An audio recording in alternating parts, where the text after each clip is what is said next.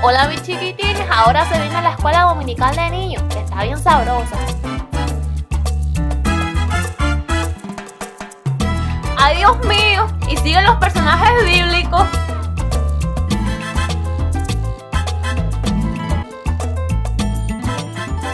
Y estén bien atentos, porque en un ratico partimos con Aarón.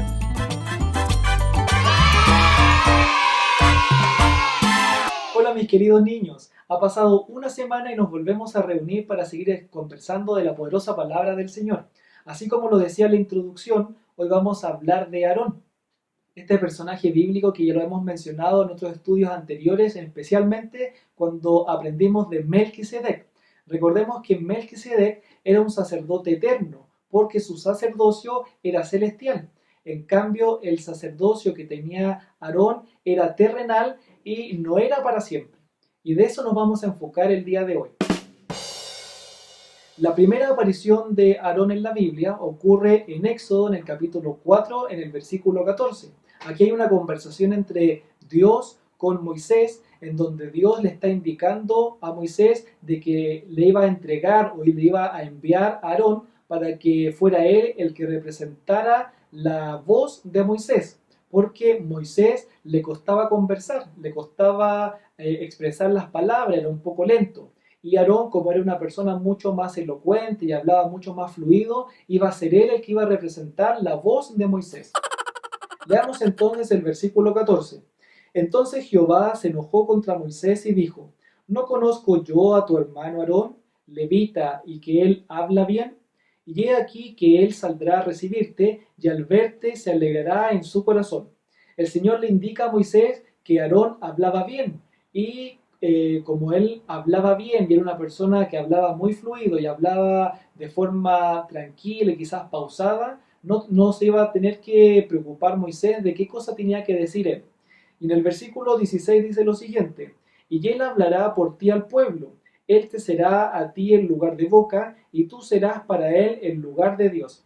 Aquí confirma el Señor de que Aarón iba a ser ocupado como la boca de Moisés para que toda la autoridad y todo mandato que le entregaba el Señor a Moisés iba a ser Aarón el que la iba a expresar. Tanto expresarle las palabras de Dios al faraón como también al pueblo de Israel. Y en Éxodo, en el capítulo 7, en el versículo 1, dice algo también importante.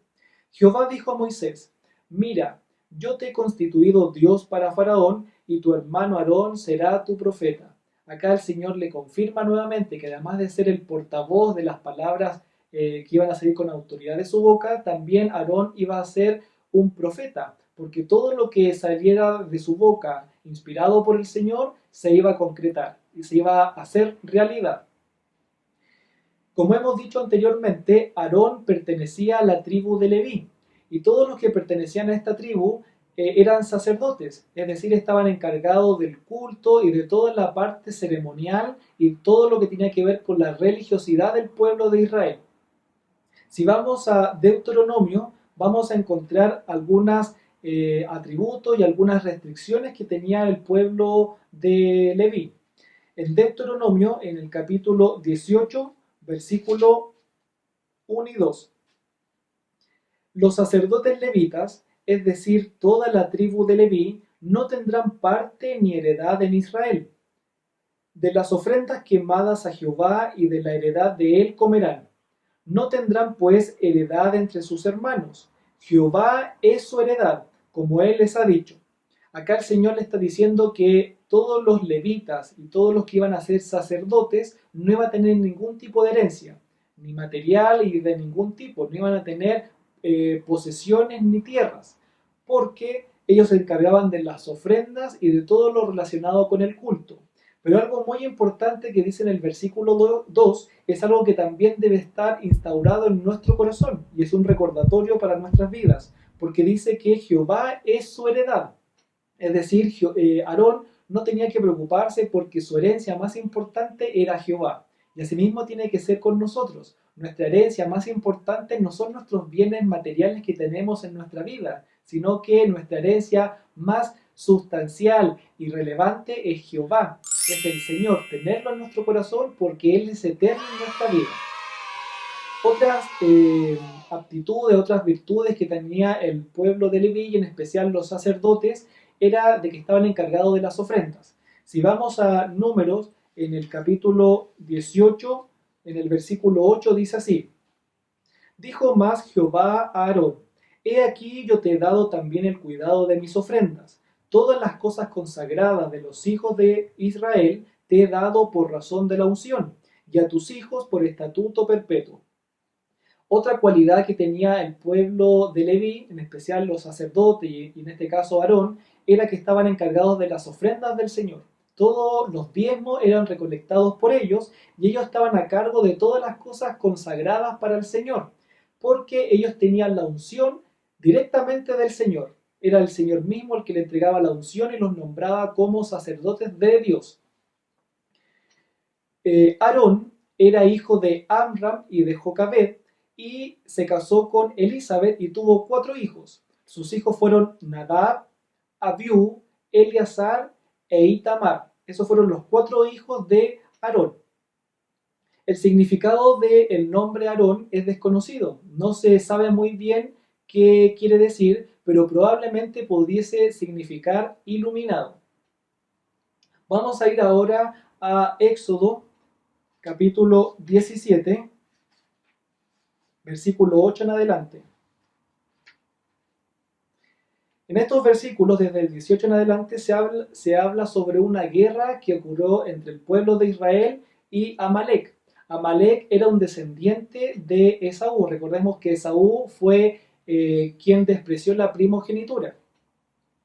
Y en este relato, en este pasaje, se menciona que Moisés, junto con Aarón y Hur, suben a la cumbre del collado. Y en esta cumbre Moisés iba a tener sus brazos en alto, tomando la vara en alto, y cada vez que él tuviese sus brazos hacia arriba, hacia el cielo, iban a ganar respecto a Amalek y todo su ejército.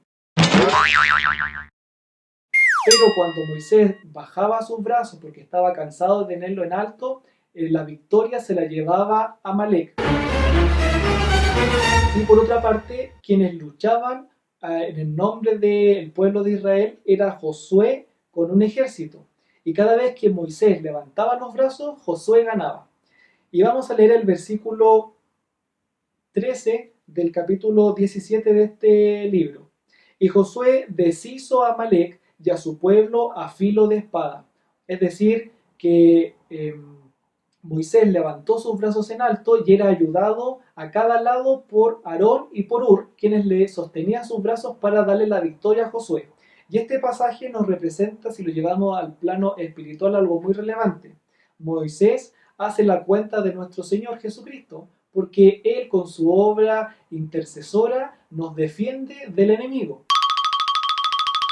Aarón con Hur van a representar a todos los creyentes, son los hermanos que oran por nosotros cuando estamos en aflicción. Y Josué, que dice que tenía la espada y peleaba contra el enemigo, representa al Espíritu Santo, que con su palabra, con la palabra de Dios, ataca al enemigo. Y como leímos en este versículo, dice: y Josué deshizo a Amalek y a su pueblo a filo de espada. Acá la palabra importante es deshizo.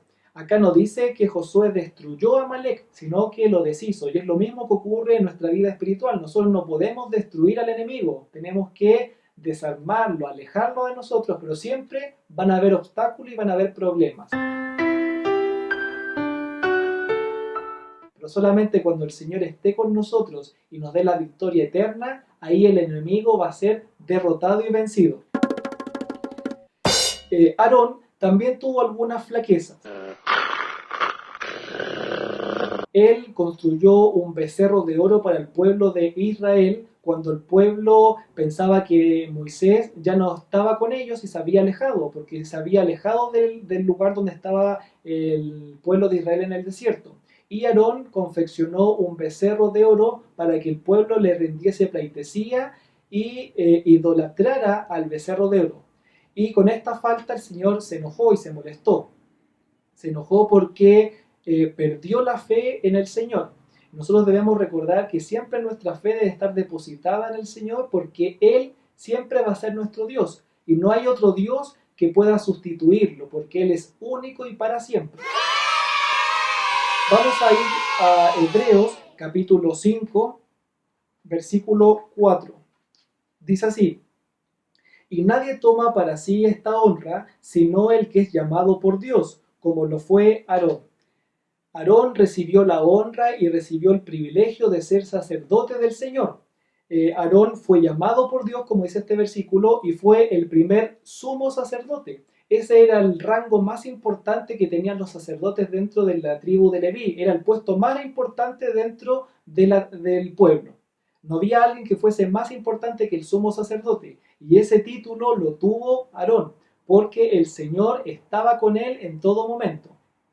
Y vamos a ir ahora a Primera de Pedro, capítulo 2, versículo 9. En este versículo el Señor nos indica que nosotros también somos sacerdotes del Señor. Y ustedes se podrán preguntar, pero ¿cómo somos sacerdotes si no tenemos ese título o no practicamos un oficio importante, como por ejemplo ser un predicador o ser un obispo, un pastor? Pero acá el Señor nos dice que sí, que somos sacerdotes. Leamos el versículo 9. Mas vosotros sois linaje escogido, real sacerdocio, nación santa, pueblo adquirido por Dios, para que anunciéis las virtudes de aquel que os llamó de las tinieblas a su luz admirable. Acá el Señor nos dice que somos real sacerdocio, y como real sacerdocio nosotros debemos reflejar la imagen del Señor en nuestros corazones y a las demás personas, y debemos dar anuncio de su venida y de los prodigios y de los milagros y de todo lo bien que hace Dios en nuestros corazones. Y nosotros debemos recordar que ese sacerdocio en nuestra vida es importantísimo, es fundamental y es espiritual. Y para finalizar, vamos a ir a Apocalipsis, capítulo 1, versículo 6. Dice así: y nos hizo reyes y sacerdotes para Dios, su Padre.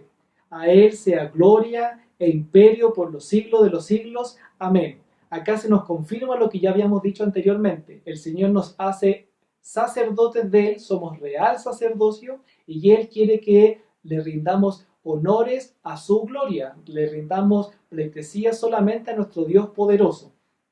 Esta ha sido la palabra del Señor. Recordemos que tenemos este gran título, que si bien no lo tenemos en un cartón, pero lo tenemos en nuestro corazón. Somos real sacerdocio del Señor, así como lo fue también Aarón. Que el Señor les bendiga y nos veremos en la próxima oportunidad.